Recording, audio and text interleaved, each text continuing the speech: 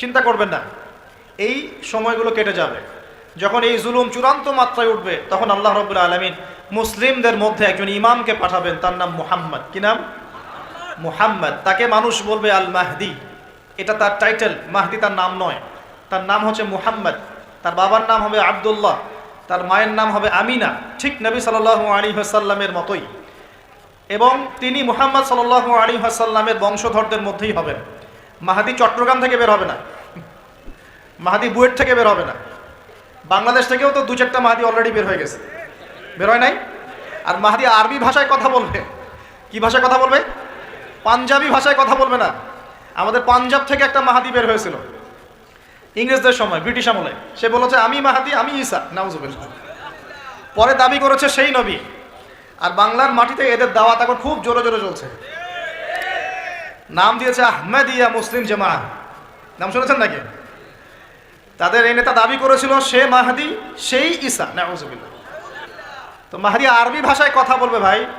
আর মাহাদি হবেন আরব মায়ের সন্তান, পাঞ্জাবি মায়ের সন্তান না।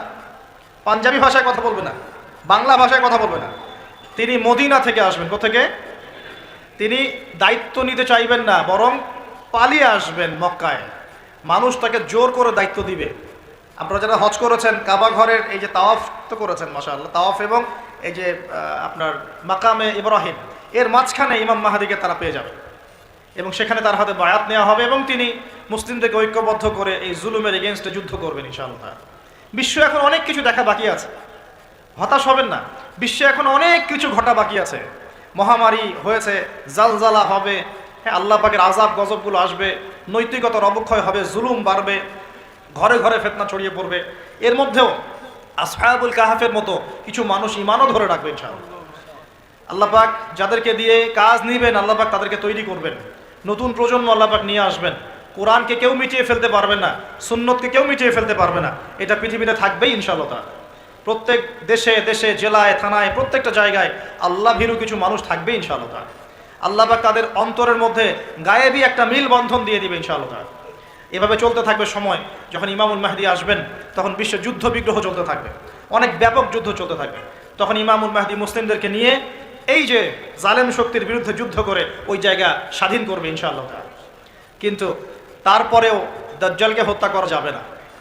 দাজ্জাল খুবই শক্তিশালী হবে এবং তার অনুসারীরা হবে প্রচণ্ড শক্তিশালী।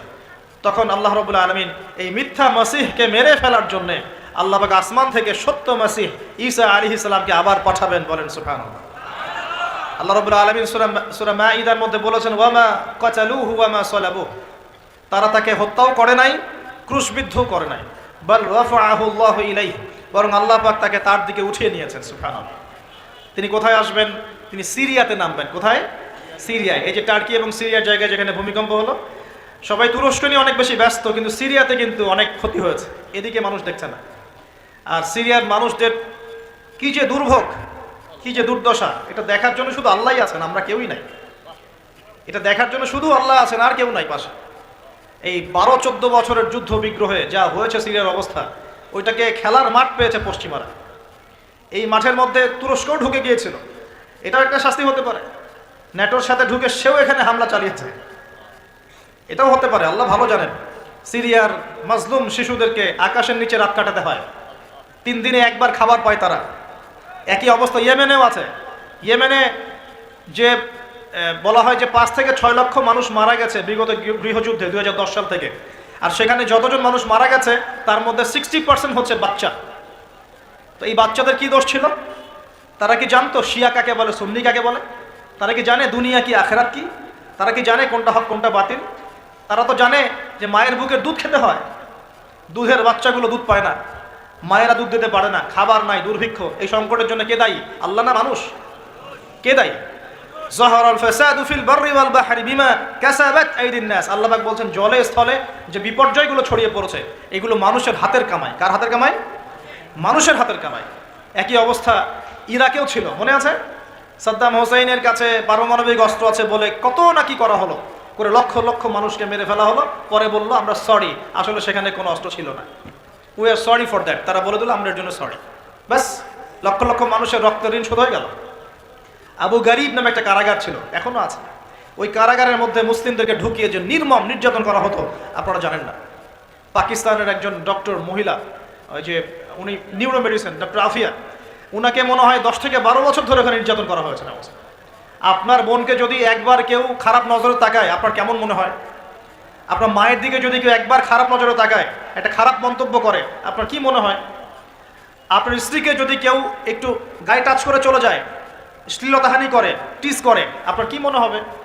এরকম লক্ষ লক্ষ বোনদেরকে আমাদেরকে এরকম ধর্ষণ করা হয়েছে দিনের পর দিন। গ্যাং রেপ বলে, গ্যাং রেপ মানে একসাথে 10 জন 12 জন মিলে আমাদের বোনদেরকে ধর্ষণ করেছে। মুসলিমরা তো বললাম না, মুসলিমরা পড়ে আছে ওঠেন বসেন নিয়ে, মজা ট্রল এগুলো নিয়ে। সারা বিশ্বে যা হচ্ছে মুসলিমদের সাথে, যদি আমরা সত্যি জানতাম শান্তিতে ঘুমাতেই পারতাম না, আমাদের ঘুম উড়ে যেত চোখ থেকে। বেশি বললেও সমস্যা, বেশি করলেও সমস্যা, কাকেই বলবো, কে বা বুঝবে? দেখা যায় এমন অনেক সময় হয়েছে, অনেক ভালো ভালো নেতা সমাজে এসেছে, আসার পরে জনগণকে বুঝিয়েছে, জনগণ বলছে ঠিক আমরা তোমার সাথে আছি। যেই সেই নেতার উপর কোনো বিপদ এসেছে, জনগণ নাই, কাকে নিয়ে কি করবে না, কার সামনেই বা কি বলবো? আমাদের প্রত্যেকটা জেলা বলেন, থানা বলেন, দেশ বলেন, আনাচে কানাচে নিবেদিত প্রাণ মুসলিম ভাই তৈরি করতে হবে, যারা কাজের মানুষ, ঝোঁকে চলে না, আবেগে চলে না, ইস্যু পাগল না, আবেগে চলে না, কাজের অ্যাক্টিভ কিছু মানুষ দরকার, যারা শিক্ষিত, এডুকেটেড, যারা পরিস্থিতি বোঝে, যারা হিকমা বোঝে, যারা নিবেদিত প্রাণ, যারা অর্থ কোরবানি করার মানসিকতা রাখে, শিক্ষা প্রতিষ্ঠান গড়ে তোলে, সোশ্যাল ওয়ার্ক করে, একটা জনসংযোগ যারা গঠন করতে পারে, এমন কিছু মানুষ আর নেতা আল্লাহ আমাদেরকে দান করুন বলি আমি। এভাবে একদিনের মাহফিল বলেন আর ওই ইস্যু পাগল কোন ইস্যু নিয়ে লাফালাফি করে উম্মার বিজয় হবে না। আমাদের সবাইকে যার যার জায়গা থেকে কনস্ট্রাকটিভ কাজ করতে হবে, সবাইকে এফোর্ট দিতে হবে। শুধু একজন দায়ীর দায়িত্ব না, একজন আলেমের দায়িত্ব না, আপনারও দায়িত্ব আছে। তো নবী সাল্লাল্লাহু আলাইহি ওয়াসাল্লাম বলেছিলেন অনেক দিন আগেই, প্রায় 1400 বছর আগে, ওয়াশুরিবাতিল খুমর, বেশি বেশি মাদক দ্রব্য সেবন করা হবে, ওয়াযহরাতিল কায়নাত ওয়াল মাআজিফ, এবং প্রচুর নর্তকী গায়িকার প্রচলন ঘটবে, ঘটেছে কিনা?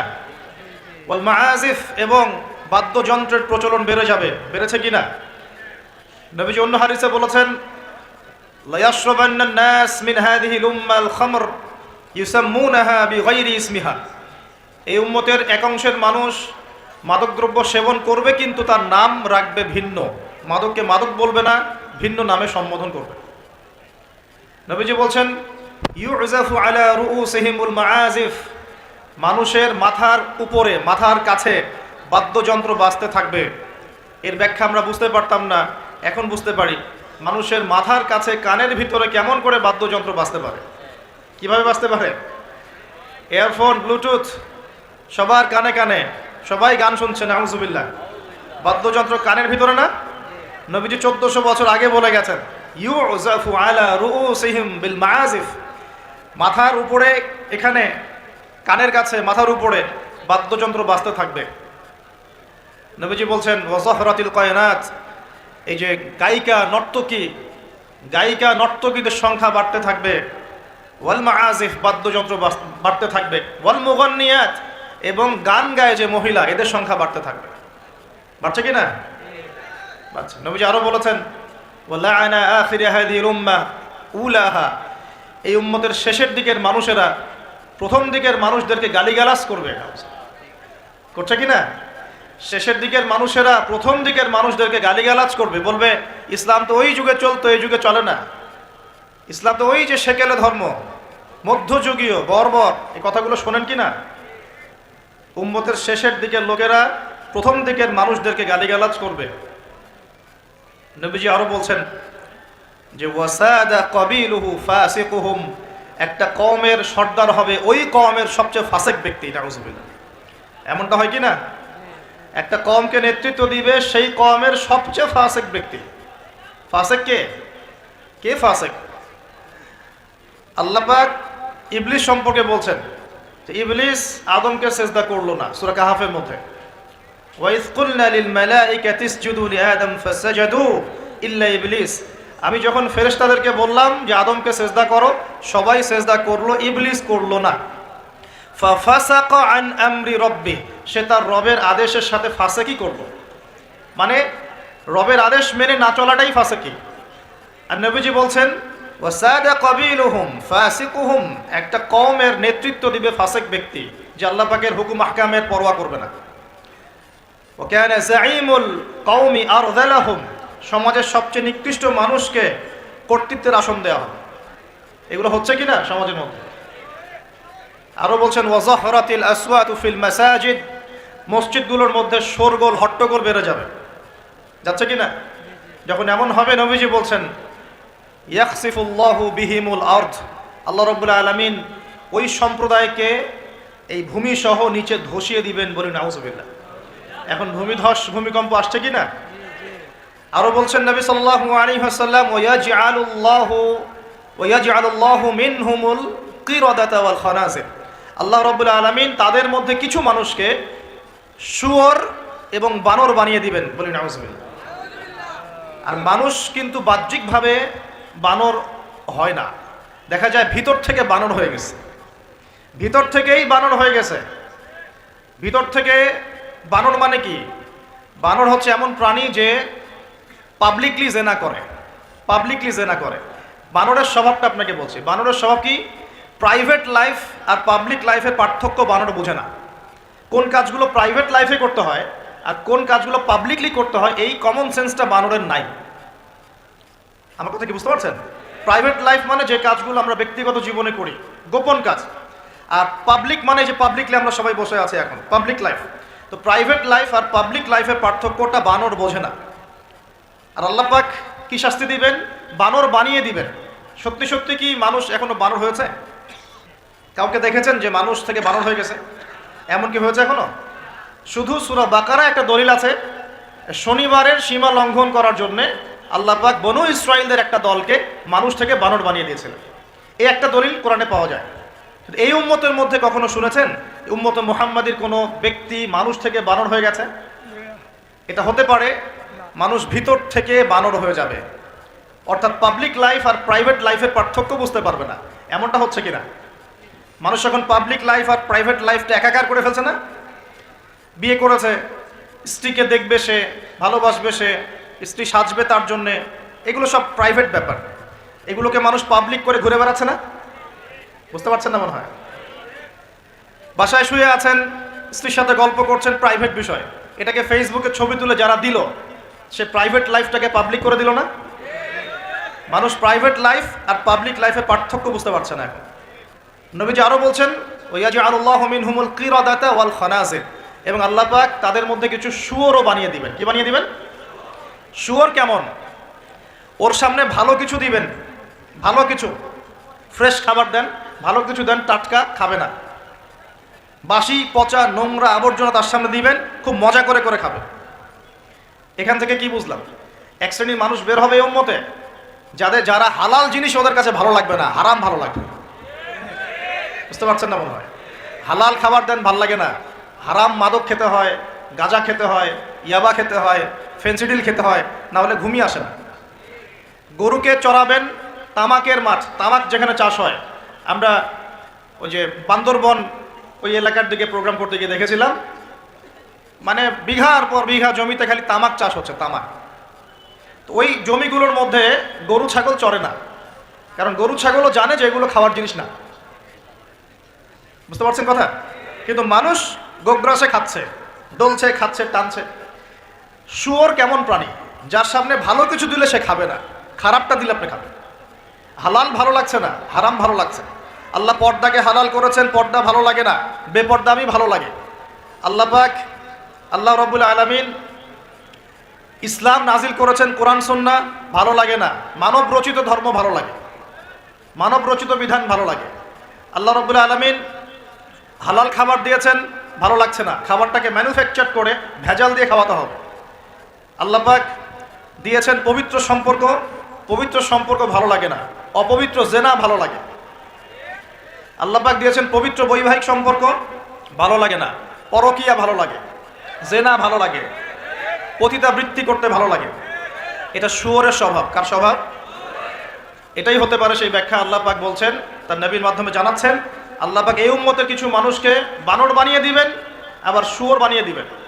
ভিতর থেকে বানর আর শুয়োর হয়ে যাচ্ছে মানুষ। আর এখন এগুলোই শেখানো হয় যে আমাদের পূর্বপুরুষকে নাকি মানব থেকে তৈরি করা হয়েছে। এই আকীদায় যে বিশ্বাস করে সে স্পষ্ট কাফের, যে এরকম কোন আকীদায় বিশ্বাস করবে সে স্পষ্ট কাফের,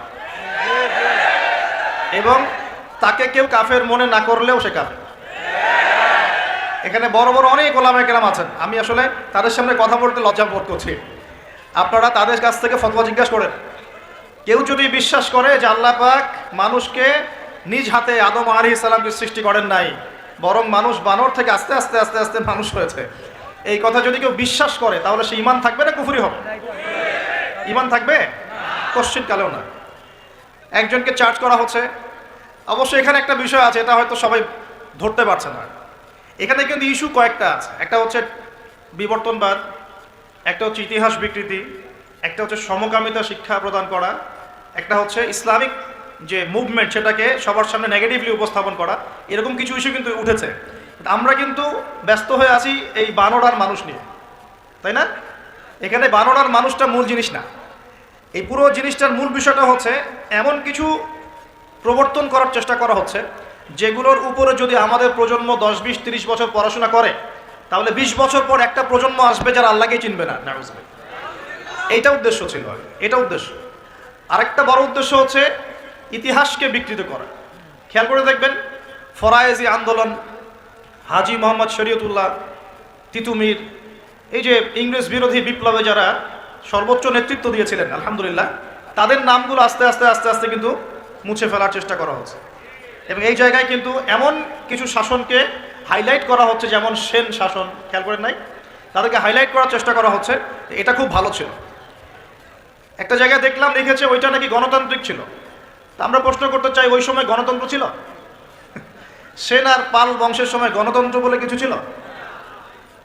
কি দিয়ে মানুষকে কি শেখাচ্ছে আল্লাহ ভালো জানে। তো শিক্ষা ব্যবস্থার বেহাল দশা। কি দশা? বেহাল দশা। আমাদের সন্তানদের ব্যাপারে যদি আমরা সতর্ক না হই তাহলে ওই যে নবীজি বললেন ওয়াতুউল্লিমা লিগাইরি দ্বীন, ভূমিকম্প, আল্লাহর আযাব গজব আসার অন্যতম কারণ হবে ধর্ম বিবর্জিত শিক্ষা চালু করা।